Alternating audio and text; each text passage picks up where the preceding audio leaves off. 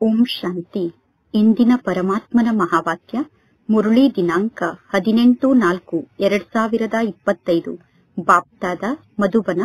ಮಧುರ ಮಕ್ಕಳೇ, ನಿಮ್ಮ ಮೇಲೆ ನೀವೇ ದಯೆಯನ್ನು ತೋರಿಸಿಕೊಳ್ಳಿ. ಪರಮಾತ್ಮ ತಂದೆ ಯಾವ ಮತವನ್ನು ನೀಡುತ್ತಿದ್ದಾರೋ ಆ ಮತದಂತೆ ನಡೆಯಿರಿ. ಆಗ ಅಪಾರ ಖುಷಿ ಇರುತ್ತದೆ ಮತ್ತು ಮಾಯೆ ಶಾಪದಿಂದ ಸುರಕ್ಷಿತರಾಗಿ ಇರುತ್ತೀರಾ. ಇಂದಿನ ಪ್ರಶ್ನೆ ಆಗಿದೆ, ಮಾಯೆ ಶಾಪ ಏಕೆ ತಾಕುತ್ತದೆ? ಶ್ರಾಪಿತ ಆತ್ಮರ ಗತಿ ಏನಾಗುತ್ತದೆ? ಉತ್ತರ. ಫಸ್ಟ್ ಪಾಯಿಂಟ್, ಪರಮಾತ್ಮ ತಂದೆಯನ್ನು ತಿರಸ್ಕಾರ ಮಾಡಿದಾಗ ಮತ್ತು ಮನ್ಮತದಂತೆ ನಡೆದಾಗ ಮಾಯೆ ಶಾಪ ತಾಕುತ್ತದೆ. ಶಿಕ್ಷಣವನ್ನು ತಿರಸ್ಕಾರ ಮಾಡಿದಾಗ, ಅಂದರೆ ಜ್ಞಾನ ರತ್ನವನ್ನು ತಿರಸ್ಕಾರ ಮಾಡಿ ಸ್ವಯಂನ ಮತದಂತೆ ನಡೆದಾಗ ಮಾಯೆ ಶಾಪ ತಾಕುತ್ತದೆ. ಸೆಕೆಂಡ್ ಪಾಯಿಂಟ್, ನಮ್ಮ ನಡತೆ ಅಸುರಿ ನಡತೆ ಆಗಿಬಿಟ್ಟರೆ, ದೈವಿ ಗುಣವನ್ನು ನಾವು ಧಾರಣೆ ಮಾಡಿಕೊಳ್ಳದೇ ಇದ್ದರೆ, ನಮ್ಮ ಮೇಲೆ ನಾವು ನಿರ್ದಯೆಯನ್ನು ತೋರಿಸಿಕೊಂಡಂತೆ, ನಾವು ಸ್ವಯಂನ ಮೇಲೆ ನಿರ್ದಯಿಗಳಾದಾಗ ನಮ್ಮ ಬುದ್ಧಿಗೆ ಬೀಗ ಹಾಕಲ್ಪಡುತ್ತದೆ. ಯಾರ ಬುದ್ಧಿಗೆ ಬೀಗ ಹಾಕಲ್ಪಡುತ್ತದೆಯೋ ಅವರು ಪರಮಾತ್ಮ ತಂದೆಯ ಹೃದಯವನ್ನು ಗೆಲ್ಲಲು ಸಾಧ್ಯ ಇಲ್ಲ. ಓಂ ಶಾಂತಿ. ಆತ್ಮಿಕ ಮಕ್ಕಳಿಗೆ ಈಗ ನಿಶ್ಚಯ ಇದೆ, ನಾವೀಗ ಆತ್ಮ ಅಭಿಮಾನಿ ಆಗಬೇಕು ಮತ್ತು ಪರಮಾತ್ಮ ತಂದೆಯನ್ನು ನೆನಪು ಮಾಡಬೇಕು. ಮಾಯಾ ರಾವಣ ನಮ್ಮನ್ನು ಶ್ರಾಪಿತರನ್ನಾಗಿ ಮಾಡುತ್ತಾನೆ, ಅಂದರೆ ಮಾಯಾ ರಾವಣ ನಮ್ಮನ್ನು ದುಃಖಿಗಳನ್ನಾಗಿ ಮಾಡುತ್ತಾನೆ. ಶಾಪ ಅನ್ನುವ ಶಬ್ದ ದುಃಖದ ಶಬ್ದ ಆಗಿದೆ. ಆಸ್ತಿ ಅನ್ನುವ ಶಬ್ದ ಸುಖದ ಶಬ್ದ ಆಗಿದೆ. ಯಾರೆಲ್ಲ ಮಕ್ಕಳು ಆಜ್ಞಾಕಾರಿಗಳಾಗಿದ್ದಾರೋ, ಪ್ರಾಮಾಣಿಕರಾಗಿದ್ದಾರೋ ಅವರಿಗೆ ಈ ಮಾತು ಚೆನ್ನಾಗಿ ಗೊತ್ತಿದೆ. ಯಾರು ಆಜ್ಞೆಯನ್ನು ಉಲ್ಲಂಘನೆ ಮಾಡುವಂತವರಾಗಿದ್ದಾರೋ ಅವರು ಪರಮಾತ್ಮ ತಂದೆಗೆ ಮಕ್ಕಳೇ ಅಲ್ಲ. ಬಲೆ ಅವರು ತಮ್ಮನ್ನು ತಾವು ಪರಮಾತ್ಮ ತಂದೆಯ ಮಕ್ಕಳು ಎಂದು ತಿಳಿದುಕೊಳ್ಳಬಹುದು, ಆದರೆ ಅವರು ಪರಮಾತ್ಮ ತಂದೆಯ ಹೃದಯವನ್ನು ಗೆಲ್ಲಲು ಸಾಧ್ಯ ಇಲ್ಲ. ತಂದೆಯ ಮೂಲಕ ಆಸ್ತಿಯನ್ನು ಪಡೆದುಕೊಳ್ಳಲು ಸಾಧ್ಯ ಇಲ್ಲ. ಯಾರು ಮಾಯೆ ಹೇಳಿದಂತೆ ನಡೆದುಕೊಳ್ಳುತ್ತಾರೋ, ಅಂದರೆ ಯಾರು ಮಾಯೆಯ ಮತದಂತೆ ನಡೆದುಕೊಳ್ಳುತ್ತಾರೋ ಮತ್ತು ಪರಮಾತ್ಮ ತಂದೆಯನ್ನು ನೆನಪು ಮಾಡುವುದಿಲ್ಲವೋ ಅವರು ಯಾರಿಗೂ ಜ್ಞಾನವನ್ನು ತಿಳಿಸಲು ಸಾಧ್ಯ ಇಲ್ಲ. ಅಂದರೆ ಅವರು ಸ್ವಯಂಗೆ ಸ್ವಯಂ ಶಾಪವನ್ನು ಕೊಟ್ಟುಕೊಳ್ಳುತ್ತಾರೆ. ಮಕ್ಕಳಿಗೆ ಗೊತ್ತಿದೆ, ಮಾಯೆ ಬಹಳಷ್ಟು ಶಕ್ತಿಶಾಲಿಯಾಗಿದೆ. ಒಂದು ವೇಳೆ ಬೇಹದ್ದಿನ ತಂದೆಯ ಮಾತನ್ನು ನಾವು ಸ್ವೀಕಾರ ಮಾಡದೇ ಇದ್ದರೆ ನಾವು ಮಾಯೆಯ ಮಾತನ್ನು ಸ್ವೀಕಾರ ಮಾಡುತ್ತಿದ್ದೇವೆ ಎಂದು ಅರ್ಥ. ಅಂದರೆ ನಾವು ಮಾಯೆಗೆ ವಶ ಆಗಿ ಬಿಡುತ್ತೇವೆ. ಒಂದು ಗಾದೆ ಮಾತು ಕೂಡ ಇದೆ, ಪ್ರಭು ಆದಂತಹ ಪರಮಾತ್ಮ ತಂದೆಯ ಆಜ್ಞೆಯನ್ನು ತಲೆಯ ಮೇಲೆ ಇಟ್ಟುಕೊಂಡು ಪಾಲನೆ ಮಾಡುತ್ತೇವೆ ಎಂದು. ಅಂದ ಮೇಲೆ ಪರಮಾತ್ಮ ತಂದೆ ತಿಳಿಸುತ್ತಾರೆ, ಮಕ್ಕಳೇ ಪುರುಷಾರ್ಥವನ್ನು ಮಾಡಿ ಪರಮಾತ್ಮ ತಂದೆಯನ್ನು ನೆನಪು ಮಾಡಿ. ಆಗ ಮಾಯೆಯ ಮಡಿಲಿನಿಂದ ಮುಕ್ತಾಗಿ ಪರಮಾತ್ಮ ತಂದೆಯ ಮಡಿಲಿಗೆ ಬರುತ್ತೀರಾ, ಅಂದರೆ ಪ್ರಭುವಿನ ಮಡಿಲಿಗೆ ಬರುತ್ತೀರಾ. ಪರಮಾತ್ಮ ತಂದೆ ಬುದ್ಧಿವಂತರಿಗೂ ಕೂಡ ಬುದ್ಧಿವಂತ ಆಗಿದ್ದಾರೆ. ಪರಮಾತ್ಮ ತಂದೆ ಹೇಳಿದಂತೆ ನೀವು ಕೇಳದೇ ಇದ್ದರೆ ನಿಮ್ಮ ಬುದ್ಧಿಗೆ ಬೀಗ ಹಾಕಲ್ಪಡುತ್ತದೆ. ನಿಮ್ಮ ಬುದ್ಧಿಯ ಬೀಗವನ್ನು ತೆರೆಯುವಂತವರು ಒಬ್ಬ ಪರಮಾತ್ಮ ತಂದೆಯಾಗಿದ್ದಾರೆ. ಮಕ್ಕಳು ಪರಮಾತ್ಮ ತಂದೆಯ ಶ್ರೀಮತದಂತೆ ನಡೆಯುವುದಿಲ್ಲ. ಪರಮಾತ್ಮ ತಂದೆಯ ಶ್ರೀಮತದಂತೆ ನಡೆಯದೇ ಇದ್ದರೆ ನಿಮ್ಮ ಪರಿಸ್ಥಿತಿ ಏನಾಗಬಹುದು? ಮಾಯೆಯ ಮತದಂತೆ ನೀವು ನಡೆದರೆ ನೀವು ಸ್ವಲ್ಪ ಕೂಡ ಪದವಿಯನ್ನು ಪಡೆದುಕೊಳ್ಳಲು ಸಾಧ್ಯ ಇಲ್ಲ. ಬಲೆ ಮಕ್ಕಳು ತಂದೆ ಹೇಳುವಂತಹ ಜ್ಞಾನದ ಮಾತನ್ನು ಕೇಳುತ್ತಾರೆ, ಆದರೆ ತಂದೆ ಹೇಳುವ ಜ್ಞಾನದ ಮಾತನ್ನು ಮಾಯೆಗೆ ವಶ ಆದಂತಹ ಮಕ್ಕಳು ಧಾರಣೆ ಮಾಡಿಕೊಳ್ಳಲು ಸಾಧ್ಯ ಇಲ್ಲ. ಒಂದು ವೇಳೆ ನೀವು ಜ್ಞಾನವನ್ನು ಧಾರಣೆ ಮಾಡಿಕೊಳ್ಳಲು ಸಾಧ್ಯ ಆಗದೇ ಇದ್ದರೆ ನೀವು ಅನ್ಯರಿಗೂ ಕೂಡ ಜ್ಞಾನವನ್ನು ಧಾರಣೆ ಮಾಡಿಸಲು ಸಾಧ್ಯ ಇಲ್ಲ. ಯಾರು ಜ್ಞಾನವನ್ನು ಧಾರಣೆ ಮಾಡಿಕೊಳ್ಳುವುದಿಲ್ಲವೋ ಅಂತವರ ಪರಿಸ್ಥಿತಿ ಏನಾಗಬಹುದು? ಪರಮಾತ್ಮ ತಂದೆ ಬಡವರ ಬಂಧು ಆಗಿದ್ದಾರೆ. ಮನುಷ್ಯರು ಬಡವರಿಗೆ ದಾನವನ್ನು ನೀಡುತ್ತಾರೆ. ಅಂದ ಮೇಲೆ ಪರಮಾತ್ಮ ತಂದೆ ಬಂದು ಎಷ್ಟೊಂದು ದೊಡ್ಡ ಬೇಹದ್ದಿನ ದಾನವನ್ನು ಮಾಡುತ್ತಾರೆ. ಒಂದು ವೇಳೆ ಪರಮಾತ್ಮ ತಂದೆಯ ಶ್ರೀಮತದಂತೆ ನೀವು ನಡೆಯದೇ ಇದ್ದರೆ ನಿಮ್ಮ ಬುದ್ಧಿಗೆ ಸಂಪೂರ್ಣವಾಗಿ ಬೀಗ ಹಾಕಲ್ಪಡುತ್ತದೆ. ನಿಮ್ಮ ಬುದ್ಧಿಗೆ ಬೀಗ ಹಾಕಲ್ಪಟ್ಟರೆ ನಂತರ ನೀವು ಯಾವ ಪ್ರಾಪ್ತಿಯನ್ನು ಪಡೆದುಕೊಳ್ಳಲು ಸಾಧ್ಯ? ಪರಮಾತ್ಮ ತಂದೆಯ ಶ್ರೀಮತದಂತೆ ನಡೆಯುವವರು ಮಾತ್ರ ಪರಮಾತ್ಮ ತಂದೆಗೆ ಮಕ್ಕಳಾಗಿದ್ದಾರೆ. ಪರಮಾತ್ಮ ತಂದೆ ದಯಾಹೃದಯಿಯಾಗಿದ್ದಾರೆ. ತಂದೆಗೆ ಗೊತ್ತಿದೆ, ಮಕ್ಕಳು ಹೊರಗಡೆ ಜಗತ್ತಿಗೆ ಹೋದ ತಕ್ಷಣ ಮಾಯೆ ಮಕ್ಕಳ ಜೀವನವನ್ನು ಸಂಪೂರ್ಣ ಸಮಾಪ್ತಿ ಮಾಡಿಬಿಡುತ್ತದೆ. ಕೆಲವರು ಅಪಘಾತವನ್ನು ಮಾಡಿಕೊಳ್ಳುತ್ತಾರೆ. ಯಾರು ಅಪಘಾತವನ್ನು ಮಾಡಿಕೊಳ್ಳುತ್ತಾರೋ, ಅಂದರೆ ಯಾರು ಸುಸೈಡ್ ಅನ್ನು ಮಾಡಿಕೊಳ್ಳುತ್ತಾರೋ ಅವರು ತಮ್ಮ ಸತ್ಯಾನಾಶವನ್ನು ತಾವೇ ಮಾಡಿಕೊಳ್ಳುತ್ತಾರೆ. ಪರಮಾತ್ಮ ತಂದೆ ತಿಳಿಸುತ್ತಿರುತ್ತಾರೆ, ನೀವೀಗ ಸ್ವಯಂನ ಮೇಲೆ ಸ್ವಯಂ ದಯೆಯನ್ನು ತೋರಿಸಿಕೊಳ್ಳಿ. ಪರಮಾತ್ಮ ತಂದೆಯ ಶ್ರೀಮತದಂತೆ ನಡೆಯಿರಿ. ನಿಮ್ಮ ಮತದಂತೆ ನಡೆಯಬೇಡಿ. ಶ್ರೀಮತದಂತೆ ನಡೆದಾಗ ಖುಷಿಯ ನಶೆ ಏರುತ್ತದೆ. ಲಕ್ಷ್ಮೀನಾರಾಯಣರ ಚೆಹರೆಯನ್ನು ನೋಡಿ. ಲಕ್ಷ್ಮೀನಾರಾಯಣರು ಎಷ್ಟೊಂದು ಖುಷಿಯಲ್ಲಿ ಇದ್ದಾರೆ. ಲಕ್ಷ್ಮೀನಾರಾಯಣರು ಭಾಗ್ಯಶಾಲಿಗಳಾಗಿದ್ದಾರೆ.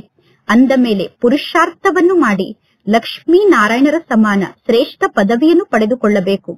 ಪರಮಾತ್ಮ ತಂದೆ ಅವಿನಾಶಿ ಜ್ಞಾನರತ್ನವನ್ನು ನೀಡುತ್ತಾರೆ. ಅಂದ ಮೇಲೆ ಆ ಜ್ಞಾನರತ್ನವನ್ನು ನಾವೇಕೆ ತಿರಸ್ಕಾರ ಮಾಡಬೇಕು? ನಾವೀಗ ಜ್ಞಾನರತ್ನದಿಂದ ನಮ್ಮ ಜೋಳಿಗೆಯನ್ನು ತುಂಬಿಕೊಳ್ಳಬೇಕು. ಮಕ್ಕಳು ಜ್ಞಾನವನ್ನು ಕೇಳುತ್ತಾರೆ, ಆದರೆ ತಮ್ಮ ಜೋಳಿಗೆಯನ್ನು ಜ್ಞಾನದಿಂದ ತುಂಬಿಕೊಳ್ಳುವುದಿಲ್ಲ. ಏಕೆಂದರೆ ಮಕ್ಕಳು ಪರಮಾತ್ಮ ತಂದೆಯನ್ನು ನೆನಪು ಮಾಡುವುದಿಲ್ಲ. ಮಕ್ಕಳು ಅಸುರಿ ನಡತೆಯಂತೆ ನಡೆದುಕೊಳ್ಳುತ್ತಾರೆ. ಅಂದರೆ ಮಕ್ಕಳು ಅಸುರಿ ನಡತೆ ಉಳ್ಳವರಾಗುತ್ತಾರೆ. ಪರಮಾತ್ಮ ತಂದೆ ಬಾರಿ ಬಾರಿಗೂ ತಿಳಿಸುತ್ತಾರೆ, ಸ್ವಯಂನ ಮೇಲೆ ದಯೆಯನ್ನು ತೋರಿಸಿಕೊಳ್ಳಿ. ದೈವಿ ಗುಣವನ್ನು ಧಾರಣೆ ಮಾಡಿಕೊಳ್ಳಿ. ಜಗತ್ತಿನಲ್ಲಿ ಇರುವಂತವರು ಅಸುರಿ ಸಂಪ್ರದಾಯದವರಾಗಿದ್ದಾರೆ. ಪರಮಾತ್ಮ ತಂದೆ ಬಂದು ಅಸುರಿ ಸಂಪ್ರದಾಯದ ಮನುಷ್ಯರನ್ನು ಸ್ವರ್ಗದ ನಿವಾಸಿಯನ್ನಾಗಿ ಮಾಡುತ್ತಾರೆ. ಸ್ವರ್ಗಕ್ಕೆ ವೈಕುಂಠ ಎಂದು ಕರೆಯಲಾಗುತ್ತದೆ. ಮನುಷ್ಯರು ಸ್ವರ್ಗಕ್ಕೆ ಹೋಗಬೇಕು ಎಂದು ಎಷ್ಟೊಂದು ಪೆಟ್ಟನ್ನು ತಿನ್ನುತ್ತಾರೆ. ಸ್ವರ್ಗಕ್ಕೆ ಹೋಗುವುದಕ್ಕೋಸ್ಕರ ಸನ್ಯಾಸಿಗಳ ಬಳಿ ಹೋಗುತ್ತಾರೆ. ಸನ್ಯಾಸಿಗಳ ಬಳಿ ಹೋದರೆ ನಮ್ಮ ಮನಸ್ಸಿಗೆ ಶಾಂತಿ ಸಿಗುತ್ತದೆ ಎಂದು ಜನ ತಿಳಿದುಕೊಂಡಿದ್ದಾರೆ. ವಾಸ್ತವದಲ್ಲಿ ಮನಸ್ಸಿಗೆ ಶಾಂತಿ ಬೇಕು ಎಂದು ಹೇಳುವ ಶಬ್ದವೇ ತಪ್ಪಾಗಿದೆ. ಈ ಶಬ್ದಕ್ಕೆ ಯಾವ ಅರ್ಥವೂ ಇಲ್ಲ. ಆತ್ಮಕ್ಕೆ ಶಾಂತಿ ಬೇಕಾಗಿದೆ. ಆತ್ಮ ಸ್ವಯಂ ಶಾಂತ ಸ್ವರೂಪ ಆಗಿದೆ. ಆತ್ಮಕ್ಕೆ ಹೇಗೆ ಶಾಂತಿ ಸಿಗಲು ಸಾಧ್ಯ ಎಂದು ಯಾರೂ ಹೇಳುವುದಿಲ್ಲ. ಮನಸ್ಸಿಗೆ ಹೇಗೆ ಶಾಂತಿ ಸಿಗಲು ಸಾಧ್ಯ ಎಂದು ಎಲ್ಲರೂ ಹೇಳುತ್ತಾರೆ.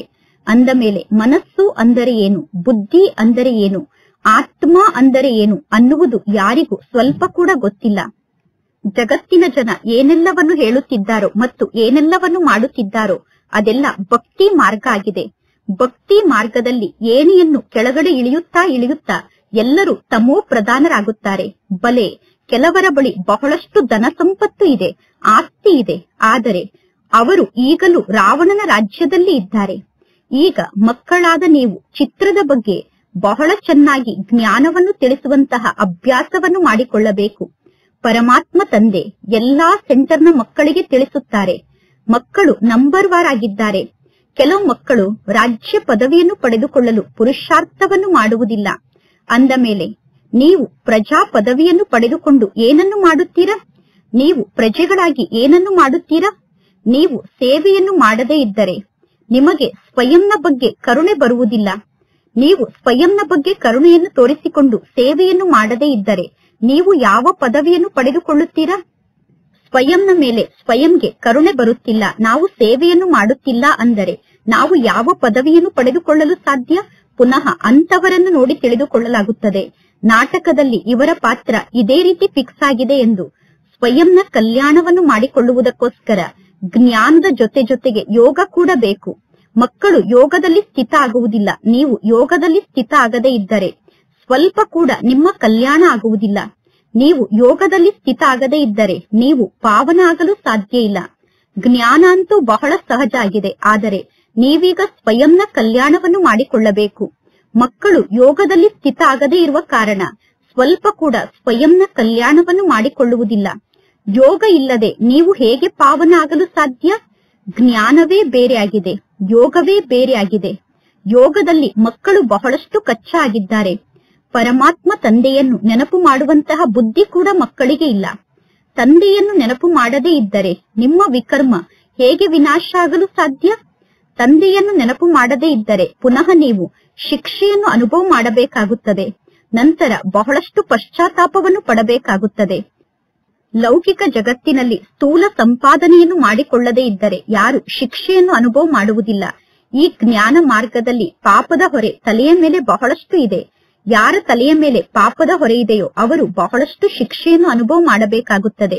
ಪರಮಾತ್ಮ ತಂದೆಗೆ ಮಕ್ಕಳಾಗಿ ಒಂದು ವೇಳೆ ನಾವು ನಮ್ಮ ಸಮಯವನ್ನು ವ್ಯರ್ಥವಾಗಿ ಕಳೆದು ಸಂಪಾದನೆಯನ್ನು ಕೆಡಿಸಿಕೊಂಡರೆ ನಮಗೆ ಬಹಳಷ್ಟು ಶಿಕ್ಷೆ ಸಿಗುತ್ತದೆ. ಪರಮಾತ್ಮ ತಂದೆಯಂತೂ ತಿಳಿಸುತ್ತಾರೆ, ಸ್ವಯಂನ ಮೇಲೆ ದಯೆಯನ್ನು ತೋರಿಸಿಕೊಳ್ಳಿ, ಯೋಗದಲ್ಲಿ ಸ್ಥಿತ ಆಗಿ. ಇಲ್ಲದಿದ್ದರೆ ವ್ಯರ್ಥವಾಗಿ ನಿಮಗೆ ನೀವೇ ನಷ್ಟವನ್ನು ಮಾಡಿಕೊಳ್ಳುತ್ತೀರಾ. ಹೇಗೆ ಕೆಲವರು ಮೇಲಿನಿಂದ ಕೆಳಗಡೆ ಬೀಳುತ್ತಾರೆ, ಮೇಲಿನಿಂದ ಕೆಳಗಡೆ ಬಿದ್ದ ನಂತರ ಅವರು ಸಾಯುವುದಿಲ್ಲ. ಅಂತವರು ಹಾಸ್ಪಿಟಲ್ನಲ್ಲೇ ಪೇಷಂಟ್ ಆಗಿ ಇರಬೇಕಾಗುತ್ತದೆ. ಹಾಸ್ಪಿಟಲ್ನಲ್ಲಿ ಪೇಷಂಟ್ ಆಗಿ ಮಲಗಿರುವಾಗ ಅವರು ಕೂಗುತ್ತಿರುತ್ತಾರೆ, ನಾನು ಏಕಾದರೂ ಮೇಲಿನಿಂದ ಕೆಳಗಡೆ ಬಿದ್ದೆನೋ ಏನೋ, ನಾನು ಸಾಯಲೂ ಇಲ್ಲ, ಇನ್ನು ಬದುಕಿದರೂ ಕೂಡ ಯಾವ ಕೆಲಸಕ್ಕೂ ಉಪಯೋಗಕ್ಕೆ ಬರುತ್ತಿಲ್ಲ ಎಂದು ಅವರೇ ಚಿಂತೆಯನ್ನು ಮಾಡುತ್ತಾರೆ. ಈ ಜ್ಞಾನ ಮಾರ್ಗದಲ್ಲೂ ಕೂಡ ಅದೇ ರೀತಿ ಆಗುತ್ತದೆ. ಮೇಲೆ ಏರಿದರೆ ಬಹಳ ಶ್ರೇಷ್ಠ ಪದವಿ ಸಿಗುತ್ತದೆ. ಮಕ್ಕಳು ಶ್ರೀಮತದಂತೆ ನಡೆಯದೇ ಇದ್ದರೆ ಕೆಳಗಡೆ ಬಿದ್ದು ಬಿಡುತ್ತಾರೆ. ಮುಂದೆ ಹೋದಂತೆ ಪ್ರತಿಯೊಬ್ಬರು ನಿಮ್ಮ ಪದವಿಯನ್ನು ನೀವೇ ನೋಡಿಕೊಳ್ಳಬಹುದು. ನಾನು ಯಾವ ಪದವಿಯನ್ನು ಪಡೆದುಕೊಳ್ಳುತ್ತೇನೆ, ಅಂದರೆ ನಾನು ಏನಾಗುತ್ತೇನೆ ಎಂದು ನೀವು ಸ್ವಯಂ ಅರ್ಥ ಮಾಡಿಕೊಳ್ಳಬಹುದು. ಯಾರು ಸೇವಾದಾರಿಗಳಾಗಿದ್ದಾರೋ, ಆಜ್ಞಾಕಾರಿಗಳಾಗಿದ್ದಾರೋ ಅವರೇ ಶ್ರೇಷ್ಠ ಪದವಿಯನ್ನು ಪಡೆದುಕೊಳ್ಳುತ್ತಾರೆ. ನೀವು ಆಜ್ಞಾಕಾರಿಗಳಾಗದೇ ಇದ್ದರೆ, ಸೇವಾದಾರಿಗಳಾಗದೇ ಇದ್ದರೆ ನೀವು ಹೋಗಿ ದಾಸದಾಸಿಯರಾಗುತ್ತೀರಾ. ನಂತರ ಬಹಳ ಕಠಿಣ ಶಿಕ್ಷೆ ನಿಮಗೆ ಸಿಗುತ್ತದೆ. ಶಿಕ್ಷೆಯನ್ನು ನೀಡುವ ಸಮಯದಲ್ಲಿ ಪರಮಾತ್ಮ ತಂದೆ ಮತ್ತು ಬ್ರಹ್ಮ ತಂದೆ ಇಬ್ಬರು ಧರ್ಮರಾಜನ ರೂಪದಲ್ಲಿ ಇರುತ್ತಾರೆ. ಆದರೆ ಮಕ್ಕಳು ಈ ಮಾತನ್ನು ತಿಳಿದುಕೊಳ್ಳುವುದೇ ಇಲ್ಲ. ಮಕ್ಕಳು ತಪ್ಪನ್ನು ಮಾಡುತ್ತಿರುತ್ತಾರೆ ಅಂದ ಮೇಲೆ ಈಗ ನಾವು ಶಿಕ್ಷೆಯನ್ನು ಅನುಭವ ಮಾಡಬಾರದು. ಶಿಕ್ಷೆಯಿಂದ ಮುಕ್ತ ಆಗುವುದಕ್ಕೋಸ್ಕರ ಯಾರು ಎಷ್ಟು ಜಾಸ್ತಿ ಸೇವೆಯನ್ನು ಮಾಡುತ್ತಾರೋ ಅವರು ಅಷ್ಟು ಶೋಭಿಸುತ್ತಾರೆ. ನೀವು ಸೇವೆಯನ್ನು ಮಾಡದೇ ಇದ್ದರೆ ನೀವು ಯಾವ ಕೆಲಸಕ್ಕೂ ಉಪಯೋಗಕ್ಕೆ ಬರುವುದಿಲ್ಲ. ಪರಮಾತ್ಮ ತಂದೆ ತಿಳಿಸುತ್ತಾರೆ, ಅನ್ಯರ ಕಲ್ಯಾಣವನ್ನು ಮಾಡಲು ನಿಮಗೆ ಸಾಧ್ಯ ಆಗದೇ ಇದ್ದರೆ ನೀವು ಸ್ವಯಂನ ಕಲ್ಯಾಣವನ್ನು ಮಾಡಿಕೊಳ್ಳಿ. ಬಂಧನದಲ್ಲಿ ಇರುವಂತಹ ಮಾತೆಯರು ತಮ್ಮ ಕಲ್ಯಾಣವನ್ನು ತಾವು ಮಾಡಿಕೊಳ್ಳುತ್ತಿರುತ್ತಾರೆ. ಪರಮಾತ್ಮ ತಂದೆ ಪುನಃ ಮಕ್ಕಳಿಗೆ ತಿಳಿಸುತ್ತಾರೆ, ಮಕ್ಕಳೇ ಎಚ್ಚರಿಕೆಯಿಂದ ಇರಿ. ಹೆಸರು ರೂಪದಲ್ಲಿ ಸಿಕ್ಕಿ ಹಾಕಿಕೊಂಡರೆ ಮಾಯಿ ನಿಮಗೆ ಬಹಳಷ್ಟು ಮೋಸವನ್ನು ಮಾಡುತ್ತದೆ. ಮಕ್ಕಳು ಹೇಳುತ್ತಾರೆ, ಬಾಬಾ, ಇಂಥವರನ್ನು ನೋಡಿದ ತಕ್ಷಣ ನನ್ನ ಮನಸ್ಸಿನಲ್ಲಿ ಬಹಳಷ್ಟು ಕೆಟ್ಟ ಸಂಕಲ್ಪ ನಡೆಯುತ್ತದೆ ಎಂದು.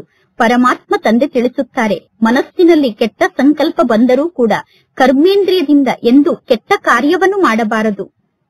ಒಂದು ವೇಳೆ ಯಾರಾದರೂ ಬಹಳಷ್ಟು ಕೊಳಕು ವ್ಯಕ್ತಿಯಾಗಿದ್ದರೆ, ಅಂದರೆ ವಿಕಾರಿ ದೃಷ್ಟಿ ಉಳ್ಳಂತವರಾಗಿದ್ದರೆ, ಅವರ ನಡತೆ ಸರಿ ಇರದೇ ಇದ್ದರೆ ಅಂತವರನ್ನು ಸೆಂಟರ್ಗೆ ಬರಲು ನೀವು ಬಿಡಬಾರದು. ಅಂತವರಿಗೆ ಸೆಂಟರ್ಗೆ ಬರಲು ಅವಕಾಶವನ್ನು ನೀಡಬಾರದು. ಶಾಲೆಯಲ್ಲೂ ಕೂಡ ಯಾರದ್ದಾದರೂ ನಡತೆ ಸರಿ ಇಲ್ಲ ಅಂದರೆ ಟೀಚರ್ ಅವರಿಗೆ ಬಹಳಷ್ಟು ಹೊಡೆಯುತ್ತಾರೆ. ಟೀಚರ್ ಎಲ್ಲರ ಸಮ್ಮುಖದಲ್ಲೂ ಹೇಳುತ್ತಾರೆ, ಇಂಥವರ ನಡತೆ ಸರಿ ಇಲ್ಲ ಎಂದು. ಆದ್ದರಿಂದ ಇಂಥವರನ್ನು ಶಾಲೆಯಿಂದ ತೆಗೆದು ಹಾಕಲಾಗುತ್ತಿದೆ ಎಂದು ಟೀಚರ್ ಹೇಳುತ್ತಾರೆ. ನಿಮ್ಮ ಸೆಂಟರ್ನಲ್ಲೂ ಕೂಡ ಯಾರಾದರೂ ಈ ರೀತಿ ಅಪವಿತ್ರ ದೃಷ್ಟಿ ಉಳ್ಳಂತವರು, ಕೊಳಕು ದೃಷ್ಟಿ ಉಳ್ಳಂತವರು ಬಂದರೆ ಅವರನ್ನು ಸೆಂಟರ್ನಿಂದ ಓಡಿಸಿ ಬಿಡಬೇಕು. ಪರಮಾತ್ಮ ತಂದೆ ತಿಳಿಸುತ್ತಾರೆ, ಎಂದೂ ಕೂಡ ನಿಮ್ಮ ದೃಷ್ಟಿ ಅಪವಿತ್ರ ದೃಷ್ಟಿ ಆಗಬಾರದು. ಮಕ್ಕಳು ಸೇವೆಯನ್ನು ಮಾಡುವುದಿಲ್ಲ, ಪರಮಾತ್ಮ ತಂದೆಯನ್ನು ನೆನಪು ಮಾಡುವುದಿಲ್ಲ. ಪರಮಾತ್ಮ ತಂದೆಯನ್ನು ನೆನಪು ಮಾಡದೇ ಇದ್ದರೆ ಮಕ್ಕಳ ಮನಸ್ಸಿನಲ್ಲಿ ಅವಶ್ಯವಾಗಿ ಸ್ವಲ್ಪಿಲ್ಲ ಸ್ವಲ್ಪ ವಿಕಾರಿ ಗುಣ ಇದೆ, ಅಂದರೆ ಕೊಳಕು ಗುಣ ಇದೆ ಎಂದು ಅರ್ಥ. ಯಾರು ಚೆನ್ನಾಗಿ ಸೇವೆಯನ್ನು ಮಾಡುತ್ತಾರೋ ಅವರ ಹೆಸರು ಪ್ರಸಿದ್ಧ ಆಗುತ್ತದೆ. ಮನಸ್ಸಿನಲ್ಲಿ ಸ್ವಲ್ಪ ವ್ಯರ್ಥ ಸಂಕಲ್ಪ ಬಂದರೂ ಕೂಡ, ನಿಮ್ಮ ದೃಷ್ಟಿ ಕೆಟ್ಟ ದೃಷ್ಟಿ ಆದರೂ ಕೂಡ ನೀವು ತಿಳಿದುಕೊಳ್ಳಬೇಕು, ನಮ್ಮ ಮೇಲೆ ಮಾಯೆಯ ದಾಳಿ ನಡೆಯುತ್ತಿದೆ ಎಂದು. ಯಾರನ್ನು ನೋಡಿ ನಿಮ್ಮ ದೃಷ್ಟಿ ಅಪವಿತ್ರ ಆಗುತ್ತಿದೆಯೋ ಅಂತವರ ಸಂಘವನ್ನೇ ಬಿಟ್ಟು ಬಿಡಬೇಕು. ಇಲ್ಲದಿದ್ದರೆ ಆ ಅಪವಿತ್ರ ದೃಷ್ಟಿ ವೃದ್ಧಿ ಆಗುತ್ತಾ ಆ ದೃಷ್ಟಿ ನಿಮಗೇ ನಷ್ಟವನ್ನು ಮಾಡಿಸುತ್ತದೆ. ಪರಮಾತ್ಮ ತಂದೆಯನ್ನು ನೆನಪು ಮಾಡಿ, ಆಗ ಸ್ವಯಂನ ರಕ್ಷಣೆಯನ್ನು ಮಾಡಿಕೊಳ್ಳುತ್ತೀರಾ. ಪರಮಾತ್ಮ ತಂದೆ ಎಲ್ಲಾ ಮಕ್ಕಳಿಗೂ ಎಚ್ಚರಿಕೆಯನ್ನು ನೀಡುತ್ತಾರೆ, ಮಕ್ಕಳೇ ಎಚ್ಚರಿಕೆಯಿಂದ ಇರಿ ಎಂದು. ನಮ್ಮ ಈ ಈಶ್ವರಿಯ ಕುಲಕ್ಕೆ ನಾವು ಕಳಂಕವನ್ನು ತರಬಾರದು. ಎಂದೂ ಕೂಡ ನಮ್ಮ ಕುಲದ ಹೆಸರನ್ನು ನಾವು ಹಾಳು ಮಾಡಬಾರದು. ಕೆಲವರು ಗಂಧರ್ವ ವಿವಾಹವನ್ನು ಮಾಡಿಕೊಂಡು ಒಟ್ಟಿಗೆ ಜೊತೆಗೆ ಇರುತ್ತಾರೆ. ಅಂತವರು ಪರಮಾತ್ಮ ತಂದೆ ಹೆಸರನ್ನು ಎಷ್ಟೊಂದು ಪ್ರಸಿದ್ಧ ಮಾಡುತ್ತಾರೆ. ಇನ್ನು ಕೆಲವರು ಗಂಧರ್ವ ವಿವಾಹವನ್ನು ಮಾಡಿಕೊಂಡು ಕೊಳಕಾಗಿ ಬಿಡುತ್ತಾರೆ, ಅಂದರೆ ಅಪವಿತ್ರ ಆತ್ಮರಾಗಿ ಬಿಡುತ್ತಾರೆ. ನೀವೀಗ ಇಲ್ಲಿಗೆ ಬಂದಿರುವುದೇ ಸ್ವಯಂನ ಸದ್ಗತಿಯನ್ನು ಮಾಡಿಕೊಳ್ಳಲು. ಅಂದ ಮೇಲೆ ಎಂದೂ ಕೂಡ ಕೆಟ್ಟ ಗತಿಯನ್ನು ಪ್ರಾಪ್ತಿ ಮಾಡಿಕೊಳ್ಳಬಾರದು. ಎಲ್ಲದಕ್ಕಿಂತ ಕೆಟ್ಟ ಗುಣ ಅಂದರೆ ಕಾಮ ವಿಕಾರಕ್ಕೆ ವಶ ಆಗುವುದಾಗಿದೆ. ಕಾಮ ವಿಕಾರಕ್ಕೆ ವಶ ಆಗುವುದು ಬಹಳ ಕೆಟ್ಟ ಕೆಲಸ ಆಗಿದೆ. ನಂತರ ಸೆಕೆಂಡ್ ನಂಬರ್ನ ಕೆಟ್ಟ ಗುಣ ಅಂದರೆ ಕ್ರೋಧ ಆಗಿದೆ. ಪರಮಾತ್ಮ ತಂದೆಯ ಮೂಲಕ ಆಸ್ತಿಯನ್ನು ಪಡೆದುಕೊಳ್ಳುವುದಕ್ಕೋಸ್ಕರ ನೀವು ಇಲ್ಲಿಗೆ ಬಂದಿದ್ದೀರಾ. ಆದರೆ ಮಾಯೆ ಮಕ್ಕಳ ಮೇಲೆ ದಾಳಿಯನ್ನು ಮಾಡಿ ಮಕ್ಕಳಿಗೆ ಶಾಪವನ್ನು ನೀಡಿ ಮಕ್ಕಳನ್ನು ಸಂಪೂರ್ಣ ಕೆಳಗಡೆ ಬೀಳಿಸಿ ಬಿಡುತ್ತದೆ.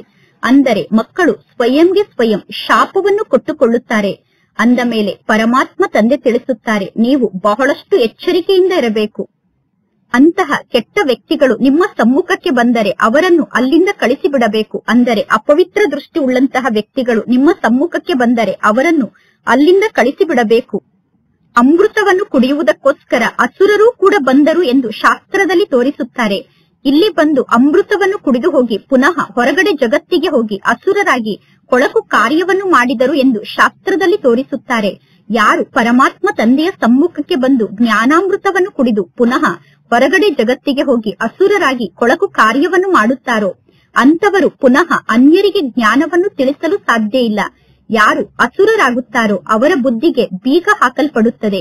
ಪರಮಾತ್ಮ ತಂದೆ ತಿಳಿಸುತ್ತಾರೆ, ನೀವೀಗ ನಿಮ್ಮ ಸೇವೆಯಲ್ಲೇ ತತ್ಪರಾಗಿರಬೇಕು. ಪರಮಾತ್ಮ ತಂದೆಯ ನೆನಪಿನಲ್ಲಿ ಸ್ಥಿತ ಆಗುತ್ತಾ ಅಂತ್ಯದಲ್ಲಿ ನಾವೆಲ್ಲರೂ ವಾಪಸ್ ಮನೆಗೆ ಹೋಗಬೇಕು. ಗೀತೆ ಕೂಡ ಇದೆ, ರಾತ್ರಿಯ ಪ್ರಯಾಣಿಕನೇ ಎಂದೂ ಸುಸ್ತಾಗಬೇಡ ಎಂದು. ಆತ್ಮ ಈಗ ಮನೆಗೆ ಹೋಗಬೇಕು. ಆತ್ಮವೇ ಪ್ರಯಾಣಿಕ ಆಗಿದೆ. ಆತ್ಮಕ್ಕೆ ಪ್ರತಿದಿನ ತಿಳಿಸಲಾಗುತ್ತದೆ, ಈಗ ನೀವು ಶಾಂತಿಧಾಮದ ಪ್ರಯಾಣಿಕರಾಗಿದ್ದೀರಾ, ನೀವೀಗ ಶಾಂತಿಧಾಮಕ್ಕೆ ಹೋಗುವ ಪ್ರಯಾಣಿಕರಾಗಿದ್ದೀರಾ ಎಂದು ಪರಮಾತ್ಮ ತಂದೆ ಆತ್ಮರಿಗೆ ತಿಳಿಸುತ್ತಾರೆ. ಅಂದ ಮೇಲೆ ನೀವೀಗ ನಿಮ್ಮ ತಂದೆಯನ್ನು ನೆನಪು ಮಾಡಿ ಮತ್ತು ಮನೆಯನ್ನು ನೆನಪು ಮಾಡಿ ಹಾಗೂ ಆಸ್ತಿಯನ್ನು ನೆನಪು ಮಾಡಿ ಸ್ವಯಂ ಅನ್ನು ನೋಡಿಕೊಳ್ಳಬೇಕು. ಮಾಯೆ ಎಲ್ಲೂ ನನಗೆ ಮೋಸವನ್ನು ಮಾಡುತ್ತಿಲ್ಲ ತಾನೆ? ನಾನೀಗ ನನ್ನ ತಂದೆಯನ್ನು ನೆನಪು ಮಾಡುತ್ತಿದ್ದೇನಾ ಎಂದು ಸ್ವಯಂ ಅನ್ನು ನೋಡಿಕೊಳ್ಳಬೇಕು. ಸರ್ವಶ್ರೇಷ್ಠ ಪರಮಾತ್ಮ ತಂದೆಯ ಕಡೆ ನಮ್ಮ ದೃಷ್ಟಿ ಇರಬೇಕು. ನಮ್ಮ ದೃಷ್ಟಿಗೆ ಕೇವಲ ಒಬ್ಬ ಸರ್ವಶ್ರೇಷ್ಠ ಪರಮಾತ್ಮ ತಂದೆ ಕಾಣಿಸುತ್ತಿರಬೇಕು. ಇದು ಬಹಳ ಶ್ರೇಷ್ಠ ಪುರುಷಾರ್ಥ ಆಗಿದೆ. ಪರಮಾತ್ಮ ತಂದೆ ತಿಳಿಸುತ್ತಾರೆ, ಮಕ್ಕಳೇ, ಅಪವಿತ್ರ ದೃಷ್ಟಿಯನ್ನು ತ್ಯಾಗ ಮಾಡಿ, ಕೊಳಕು ದೃಷ್ಟಿಯನ್ನು ತ್ಯಾಗ ಮಾಡಿ. ದೇಹಾಭಿಮಾನಕ್ಕೆ ವಶ ಆಗುವುದು ಅಂದರೆ ಕೊಳಕು ದೃಷ್ಟಿ ಉಳ್ಳವರಾಗುವುದು, ಅಪವಿತ್ರ ದೃಷ್ಟಿ ಉಳ್ಳವರಾಗುವುದು. ಆತ್ಮ ಅಭಿಮಾನಿಯಾಗುವುದು ಅಂದರೆ ಶುದ್ಧ ದೃಷ್ಟಿ ಉಳ್ಳವರಾಗುವುದು. ಅಂದ ಮೇಲೆ ಮಕ್ಕಳ ದೃಷ್ಟಿ ಸದಾ ತಂದೆಯ ಮೇಲೆ ಇರಬೇಕು. ಅಂದರೆ ಮಕ್ಕಳಿಗೆ ತಮ್ಮ ದೃಷ್ಟಿಗೆ ತಂದೆಯೇ ಕಾಣಿಸುತ್ತಿರಬೇಕು. ಆಸ್ತಿ ಬಹಳಷ್ಟು ಶ್ರೇಷ್ಠ ಆಗಿದೆ. ವಿಶ್ವದ ರಾಜ್ಯಭಾಗ್ಯ ನಮಗೆ ಸಿಗುತ್ತದೆ. ವಿಶ್ವದ ರಾಜ್ಯಭಾಗ್ಯವನ್ನು ಪಡೆದುಕೊಳ್ಳುವುದು ಕಡಿಮೆ ಮಾತೇನೂ ಅಲ್ಲ. ವಿಶ್ವದ ರಾಜ್ಯಭಾಗ್ಯ ನನಗೆ ಸಿಗುತ್ತದೆ ಅನ್ನುವ ವಿಚಾರ ಸ್ವಪ್ನದಲ್ಲೂ ಯಾರಿಗೂ ಇರಲಿಲ್ಲ. ಈ ಶಿಕ್ಷಣದ ಮೂಲಕ, ಈ ಯೋಗದ ಮೂಲಕ ವಿಶ್ವದ ರಾಜ್ಯಭಾಗ್ಯ ನನಗೆ ಸಿಗಬಹುದು ಅನ್ನುವ ವಿಚಾರ ನಮ್ಮ ಕನಸಿನಲ್ಲೂ ಕೂಡ ಇರಲಿಲ್ಲ. ಶಿಕ್ಷಣವನ್ನು ಕಲಿತು ನಾವೀಗ ಶ್ರೇಷ್ಠ ಪದವಿಯನ್ನು ಪಡೆದುಕೊಳ್ಳುತ್ತೇವೆ. ಅಂದ ಮೇಲೆ ನಮ್ಮನ್ನು ನೋಡಿ ತಂದೆ ಕೂಡ ಖುಷಿ ಪಡುತ್ತಾರೆ. ನಾವು ಶ್ರೇಷ್ಠ ಪದವಿಯನ್ನು ಪಡೆದುಕೊಂಡರೆ ಟೀಚರ್ ಕೂಡ ನಮ್ಮನ್ನು ನೋಡಿ ಖುಷಿ ಪಡುತ್ತಾರೆ. ಸದ್ಗುರು ಕೂಡ ನಮ್ಮನ್ನು ನೋಡಿ ಖುಷಿ ಪಡುತ್ತಾರೆ. ಪರಮಾತ್ಮ ತಂದೆಯನ್ನು ನೀವು ನೆನಪು ಮಾಡುತ್ತಿದ್ದರೆ ಪರಮಾತ್ಮ ತಂದೆ ನಿಮಗೆ ಪಾಲನೆಯನ್ನು ನೀಡಿ ನಿಮ್ಮನ್ನು ಇನ್ನೂ ಉತ್ಸಾಹದಲ್ಲಿ ತಂದು ಮೇಲೆ ಎತ್ತುತ್ತಾರೆ. ಪರಮಾತ್ಮ ತಂದೆ ತಿಳಿಸುತ್ತಾರೆ, ಮಕ್ಕಳೇ, ನಿಮ್ಮಲ್ಲಿರುವಂತಹ ಇಂತಹ ಅವಗುಣವನ್ನು ಸಮಾಪ್ತಿ ಮಾಡಿಕೊಳ್ಳಿ. ನಿಮ್ಮಲ್ಲಿರುವ ಇಂತಹ ಅವಗುಣವನ್ನು ಸಮಾಪ್ತಿ ಮಾಡಿಕೊಳ್ಳದೇ ಇದ್ದರೆ ನೀವು ವ್ಯರ್ಥವಾಗಿ ನಿಮ್ಮ ಹೆಸರನ್ನು ಹಾಳು ಮಾಡಿಕೊಳ್ಳುತ್ತೀರಾ. ಪರಮಾತ್ಮ ತಂದೆ ನಮ್ಮನ್ನು ವಿಶ್ವಕ್ಕೆ ಮಾಲೀಕರನ್ನಾಗಿ ಮಾಡುತ್ತಾರೆ. ಪರಮಾತ್ಮ ತಂದೆ ನಮ್ಮ ಸೌಭಾಗ್ಯವನ್ನು ಬೆಳಗಿಸುತ್ತಾರೆ. ಭಾರತದ ನಿವಾಸಿಗಳೇ 100% ಸೌಭಾಗ್ಯಶಾಲಿಗಳಾಗಿದ್ದರು. ನಂತರ ಭಾರತದ ನಿವಾಸಿಗಳೇ 100% ದುರ್ಭಾಗ್ಯಶಾಲಿಗಳಾಗಿದ್ದಾರೆ. ನೀವೀಗ ಪುನಃ ಸೌಭಾಗ್ಯಶಾಲಿಗಳಾಗಬೇಕು. ಪರಮಾತ್ಮ ತಂದೆ ನಿಮ್ಮನ್ನು ಪುನಃ ಸೌಭಾಗ್ಯಶಾಲಿಯನ್ನಾಗಿ ಮಾಡುವುದಕ್ಕೋಸ್ಕರ ನಿಮಗೆ ಶಿಕ್ಷಣವನ್ನು ಕಲಿಸುತ್ತಿದ್ದಾರೆ. ಪರಮಾತ್ಮ ತಂದೆ ತಿಳಿಸಿದ್ದಾರೆ, ಧಾರ್ಮಿಕ ವ್ಯಕ್ತಿಗಳಲ್ಲಿ ಯಾರು ಬಹಳಷ್ಟು ದೊಡ್ಡ ವ್ಯಕ್ತಿಗಳಾಗಿದ್ದಾರೋ ಅವರೂ ಕೂಡ ನಿಮ್ಮ ಬಳಿ ಬರುತ್ತಾರೆ. ದೊಡ್ಡ ದೊಡ್ಡ ಧರ್ಮದ ಪ್ರಮುಖ ವ್ಯಕ್ತಿಗಳು ಕೂಡ ನಿಮ್ಮ ಬಳಿ ಬರುತ್ತಾರೆ. ಇಲ್ಲಿಗೆ ಬಂದು ಅವರು ಯೋಗವನ್ನು ಕಲಿತು ಹೋಗುತ್ತಾರೆ. ನಿಮ್ಮ ಮ್ಯೂಸಿಯಂ ಅನ್ನು ನೋಡುವುದಕ್ಕೋಸ್ಕರ ಎಷ್ಟೆಲ್ಲಾ ಯಾತ್ರಿಕರು ಬರುತ್ತಾರೋ ಅವರಿಗೆ ನೀವು ತಿಳಿಸಬೇಕು, ಈಗ ಸ್ವರ್ಗದ ಗೇಟ್ ಅನ್ನು ತೆರೆಯಲಾಗುತ್ತಿದೆ. ವೃಕ್ಷದ ಬಗ್ಗೆ ಅವರಿಗೆ ತಿಳಿಸಿ, ನೋಡಿ ಇಂತಹ ಸಮಯದಲ್ಲಿ ಇಂತಹ ಧರ್ಮದ ಆತ್ಮರು ಬರುತ್ತಾರೆ. ಭಾರತದ ನಿವಾಸಿಗಳು ತಮ್ಮ ಪಾತ್ರವನ್ನು ಇಂತಹ ಸಮಯದಲ್ಲಿ ಅಭಿನಯ ಮಾಡುತ್ತಾರೆ. ಅಂದರೆ ಭಾರತದ ನಿವಾಸಿಗಳ ಪಾತ್ರ ಈ ಸೃಷ್ಟಿ ನಾಟಕದಲ್ಲಿ ಇಂತಹ ಸಮಯದಲ್ಲಿ ಇದೆ ಎಂದು ಅವರಿಗೆ ತಿಳಿಸಬೇಕು. ನೀವೀಗ ಈ ಜ್ಞಾನವನ್ನು ಕೇಳುತ್ತೀರಾ. ನೀವು ಪುನಃ ಈ ಜ್ಞಾನವನ್ನು ಹೋಗಿ ನಿಮ್ಮ ದೇಶದವರಿಗೆ ತಿಳಿಸಿ. ಪರಮಾತ್ಮ ತಂದೆಯನ್ನು ನೆನಪು ಮಾಡಿ, ಆಗ ನೀವು ಸತೋ ಪ್ರಧಾನರಾಗುತ್ತೀರಾ ಅನ್ನುವ ಮಾತನ್ನು ನಿಮ್ಮ ದೇಶದವರಿಗೆ ತಿಳಿಸಿ. ಪರಮಾತ್ಮ ತಂದೆಯನ್ನು ನೆನಪು ಮಾಡಿ, ಆಗ ನೀವು ತಮೋ ಪ್ರಧಾನರಿಂದ ಸತೋ ಪ್ರಧಾನರಾಗುತ್ತೀರಾ. ಯೋಗವನ್ನು ಕಲಿಯಬೇಕು ಅನ್ನುವ ಇಚ್ಛೆ ಎಲ್ಲರಿಗೂ ಇದೆ. ಹಠಯೋಗಿಗಳು, ಸನ್ಯಾಸಿಗಳು ಜಗತ್ತಿನ ಜನರಿಗೆ ಯೋಗವನ್ನು ಕಲಿಸಲು ಸಾಧ್ಯ ಇಲ್ಲ. ವಿದೇಶದವರಿಗೆ ಹಠಯೋಗಿಗಳು, ಸನ್ಯಾಸಿಗಳು ಈ ರಾಜಯೋಗವನ್ನು ಕಲಿಸಲು ಸಾಧ್ಯ ಇಲ್ಲ. ನಿಮ್ಮ ಈ ಮಿಷನರಿ ಹೊರಗಡೆ ಜಗತ್ತಿಗೂ ಕೂಡ ಹೋಗುತ್ತದೆ. ಜ್ಞಾನವನ್ನು ತಿಳಿಸುವುದಕ್ಕೋಸ್ಕರ ನಿಮಗೆ ಬಹಳಷ್ಟು ಯುಕ್ತಿ ಗೊತ್ತಿರಬೇಕು. ಧಾರ್ಮಿಕ ವ್ಯಕ್ತಿಗಳಲ್ಲಿ ಯಾರು ಬಹಳ ದೊಡ್ಡವರಾಗಿದ್ದಾರೋ ಅವರೂ ಕೂಡ ಇಲ್ಲಿಗೆ ಬರಲೇಬೇಕು. ಆ ಧಾರ್ಮಿಕ ವ್ಯಕ್ತಿಗಳಲ್ಲಿ ಯಾರಾದರೂ ಒಬ್ಬರು ಚೆನ್ನಾಗಿ ಈ ಜ್ಞಾನವನ್ನು ಅರ್ಥ ಮಾಡಿಕೊಂಡು ಹೋದರೆ ಅವರು ಹೋಗಿ ಅನೇಕರಿಗೆ ಜ್ಞಾನವನ್ನು ತಿಳಿಸುತ್ತಾರೆ. ಒಬ್ಬರ ಬುದ್ಧಿಯಲ್ಲಿ ಜ್ಞಾನ ಧಾರಣೆ ಆದರೆ ನಂತರ ಪೇಪರ್ನಲ್ಲೂ ಕೂಡ ಈ ಜ್ಞಾನದ ಮಾತು ಪ್ರಿಂಟ್ ಆಗುತ್ತದೆ. ಅವರು ಪೇಪರ್ನಲ್ಲೂ ಈ ಜ್ಞಾನದ ಮಾತನ್ನು ಪ್ರಿಂಟ್ ಮಾಡಿಸುತ್ತಾರೆ. ಇದೆಲ್ಲವೂ ನಾಟಕದಲ್ಲಿ ಫಿಕ್ಸ್ ಆಗಿದೆ. ಇಲ್ಲದಿದ್ದರೆ ಪರಮಾತ್ಮ ತಂದೆಯನ್ನು ನೆನಪು ಮಾಡುವುದನ್ನು ಅವರು ಹೇಗೆ ಕಲಿಯಲು ಸಾಧ್ಯ? ಪರಮಾತ್ಮ ತಂದೆಯ ಪರಿಚಯ ಎಲ್ಲರಿಗೂ ಸಿಗಲೇಬೇಕು. ಎಲ್ಲರೂ ತಂದೆಯ ಪರಿಚಯವನ್ನು ಕೇಳಿದ ನಂತರ ಕೆಲವರು ಈ ಜ್ಞಾನ ಮಾರ್ಗಕ್ಕೆ ಬರುತ್ತಾರೆ. ಮ್ಯೂಸಿಯಂನಲ್ಲಿ ಹಳೆಯ ವಸ್ತುವನ್ನು ನೋಡಲು ಎಲ್ಲರೂ ಹೋಗುತ್ತಾರೆ. ನಿಮ್ಮ ಬಳಿ ಬಹಳ ಹಳೆಯ ಜ್ಞಾನ ಇದೆ, ನೀವೀಗ ಬಹಳ ಹಳೆಯ ಜ್ಞಾನವನ್ನು ತಿಳಿಸುತ್ತೀರಾ ಅಂದ ಮೇಲೆ ಅನೇಕರು ಜ್ಞಾನವನ್ನು ಕೇಳಲು ಬರುತ್ತಾರೆ. ಬಂದಂತಹ ಅನ್ಯ ಧರ್ಮದ ಆತ್ಮರಲ್ಲಿ ಕೆಲವರು ಜ್ಞಾನವನ್ನು ಚೆನ್ನಾಗಿ ಅರ್ಥ ಮಾಡಿಕೊಳ್ಳುತ್ತಾರೆ. ಈ ಸ್ಥಾನದಿಂದಲೇ ಎಲ್ಲರಿಗೂ ದೃಷ್ಟಿ ಸಿಗುತ್ತದೆ. ನಂತರ ನಿಮ್ಮ ಈ ಈಶ್ವರೀಯ ಮಿಷನ್ ಜ್ಞಾನವನ್ನು ತಿಳಿಸುವುದಕ್ಕೋಸ್ಕರ ಹೊರಗಡೆ ದೇಶಕ್ಕೂ ಹೋಗುತ್ತದೆ. ಅಂದರೆ ನೀವು ಜ್ಞಾನವನ್ನು ತಿಳಿಸುವುದಕ್ಕೋಸ್ಕರ ವಿದೇಶಕ್ಕೆ ಹೋಗುತ್ತೀರಾ. ನೀವೀಗ ಹೇಳುತ್ತೀರಾ ಪರಮಾತ್ಮ ತಂದೆಯನ್ನು ನೆನಪು ಮಾಡಿ, ಆಗ ನೀವು ನಿಮ್ಮ ಧರ್ಮದಲ್ಲಿ ಶ್ರೇಷ್ಠ ಪದವಿಯನ್ನು ಪಡೆದುಕೊಳ್ಳುತ್ತೀರಾ ಎಂದು. ಪುನರ್ಜನ್ಮವನ್ನು ಪಡೆದುಕೊಳ್ಳುತ್ತಾ ಎಲ್ಲರೂ ಕೆಳಗಡೆ ಬಂದು ಬಿಟ್ಟಿದ್ದಾರೆ. ಎಲ್ಲರೂ ಕೆಳಗಡೆ ಇಳಿಯಲೇಬೇಕು. ಕೆಳಗಡೆ ಇಳಿಯುವುದು ಅಂದರೆ ತಮೋ ಪ್ರಧಾನರಾಗುವುದಾಗಿದೆ. ಪೋಪ್ ಮುಂತಾದವರು ಪರಮಾತ್ಮ ತಂದೆಯನ್ನು ನೆನಪು ಮಾಡಿ ಎಂದು ಹೇಳಲು ಸಾಧ್ಯ ಇಲ್ಲ, ಏಕೆಂದರೆ ಅವರಿಗೆ ಪರಮಾತ್ಮ ತಂದೆಯ ಬಗ್ಗೆ ಗೊತ್ತಿಲ್ಲ. ನಿಮ್ಮ ಬಳಿ ಈ ಜ್ಞಾನ ಬಹಳ ಚೆನ್ನಾಗಿ ಇದೆ, ನಿಮಗೆ ಚೆನ್ನಾಗಿ ಜ್ಞಾನ ಗೊತ್ತಿದೆ. ಬಹಳ ಸುಂದರ ಚಿತ್ರಗಳು ತಯಾರಾಗುತ್ತಾ ಹೋಗುತ್ತದೆ. ಸುಂದರ ಚಿತ್ರ ಇದ್ದಾಗ ಮ್ಯೂಸಿಯಂ ಕೂಡ ಬಹಳಷ್ಟು ಸುಂದರವಾಗಿ ಕಾಣಿಸುತ್ತದೆ. ಮ್ಯೂಸಿಯಂನಲ್ಲಿ ಚಿತ್ರವನ್ನು ನೋಡುವುದಕ್ಕೋಸ್ಕರ ಅನೇಕರು ಬರುತ್ತಾರೆ. ಎಷ್ಟು ದೊಡ್ಡ ಚಿತ್ರ ಇರುತ್ತದೆಯೋ ಅಷ್ಟು ಚೆನ್ನಾಗಿ ನೀವು ಜ್ಞಾನವನ್ನು ತಿಳಿಸಬಹುದು. ಜ್ಞಾನವನ್ನು ತಿಳಿಸುವಂತಹ ಆಸಕ್ತಿ ಮಕ್ಕಳಿಗೆ ಇರಬೇಕು. ನಾವು ಹೇಗೆ ಜ್ಞಾನವನ್ನು ತಿಳಿಸುವುದು ಅನ್ನುವ ಆಸಕ್ತಿ ಮಕ್ಕಳಿಗೆ ಇರಬೇಕು. ಸದಾ ನಿಮ್ಮ ಬುದ್ಧಿಯಲ್ಲಿ ಈ ಮಾತಿನ ಸ್ಮೃತಿ ಇರಬೇಕು. ನಾವೀಗ ಬ್ರಾಹ್ಮಣರಾಗಿದ್ದೇವೆ ಅಂದ ಮೇಲೆ ಈಗ ನಾವು ಎಷ್ಟು ಜಾಸ್ತಿ ಸೇವೆಯನ್ನು ಮಾಡುತ್ತೇವೋ ಅಷ್ಟು ಜಾಸ್ತಿ ನಮಗೆ ಗೌರವ ಸಿಗುತ್ತದೆ. ಇಲ್ಲಿ ನಮಗೆ ಗೌರವ ಸಿಕ್ಕರೆ ಸತ್ಯುಗದಲ್ಲೂ ಕೂಡ ಗೌರವ ಸಿಗುತ್ತದೆ. ನೀವೀಗ ಪೂಜ್ಯರಾಗುತ್ತೀರಾ. ಈ ಈಶ್ವರೀಯ ಜ್ಞಾನವನ್ನು ನೀವು ಧಾರಣೆ ಮಾಡಿಕೊಳ್ಳಬೇಕು. ಪರಮಾತ್ಮ ತಂದೆ ತಿಳಿಸುತ್ತಾರೆ, ಸೇವೆಗೋಸ್ಕರ ಎಲ್ಲಾ ಕಡೆ ಓಡುತ್ತಿರಬೇಕು. ಪರಮಾತ್ಮ ತಂದೆ ಯಾವ ಸ್ಥಾನಕ್ಕೆ ಬೇಕಾದರೂ ಸೇವೆಗೋಸ್ಕರ ಮಕ್ಕಳನ್ನು ಕಳಿಸಬಹುದು. ತಂದೆ ಸೇವೆಗೋಸ್ಕರ ಎಲ್ಲಿಗೆ ನಿಮ್ಮನ್ನು ಕಳಿಸುತ್ತಾರೋ ಅದರಲ್ಲೇ ನಿಮ್ಮ ಕಲ್ಯಾಣ ಸಮಾವೇಶ ಆಗಿದೆ. ಇಡೀ ದಿನ ಬುದ್ಧಿಯಲ್ಲಿ ಸೇವೆಯ ವಿಚಾರವೇ ನಡೆಯುತ್ತಿರಬೇಕು. ವಿದೇಶದವರಿಗೂ ಕೂಡ ಪರಮಾತ್ಮ ತಂದೆಯ ಪರಿಚಯವನ್ನು ನೀಡಬೇಕು. ಅತಿ ಪ್ರೀತಿಯ ತಂದೆಯನ್ನು ನೆನಪು ಮಾಡಿ.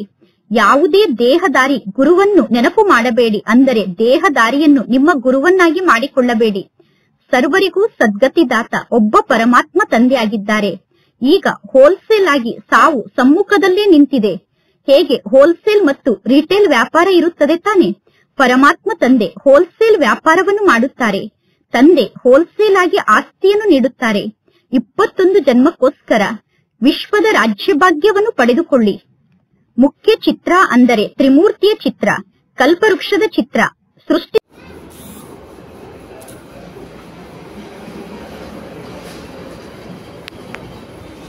ಈ ಸ್ಥಾನದಿಂದಲೇ ಎಲ್ಲರಿಗೂ ದೃಷ್ಟಿ ಸಿಗುತ್ತದೆ. ನಂತರ ನಿಮ್ಮ ಈ ಈಶ್ವರೀಯ ಮಿಷನ್ ಜ್ಞಾನವನ್ನು ತಿಳಿಸುವುದಕ್ಕೋಸ್ಕರ ಹೊರಗಡೆ ದೇಶಕ್ಕೂ ಹೋಗುತ್ತದೆ. ಅಂದರೆ ನೀವು ಜ್ಞಾನವನ್ನು ತಿಳಿಸುವುದಕ್ಕೋಸ್ಕರ ವಿದೇಶಕ್ಕೆ ಹೋಗುತ್ತೀರಾ.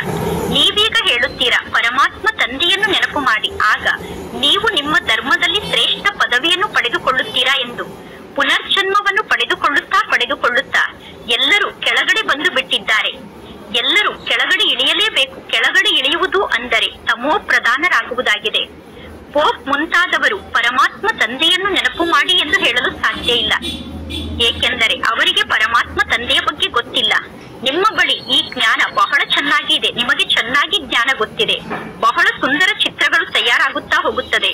ಸುಂದರ ಚಿತ್ರ ಇದ್ದಾಗ ಮ್ಯೂಸಿಯಂ ಕೂಡ ಬಹಳಷ್ಟು ಸುಂದರವಾಗಿ ಕಾಣಿಸುತ್ತದೆ. ಮ್ಯೂಸಿಯಂನಲ್ಲಿ ಚಿತ್ರವನ್ನು ನೋಡುವುದಕ್ಕೋಸ್ಕರ ಅನೇಕರು ಬರುತ್ತಾರೆ. ಎಷ್ಟು ದೊಡ್ಡ ಚಿತ್ರ ಇರುತ್ತದೆಯೋ ಅಷ್ಟು ಚೆನ್ನಾಗಿ ನೀವು ಜ್ಞಾನವನ್ನು ತಿಳಿಸಬಹುದು.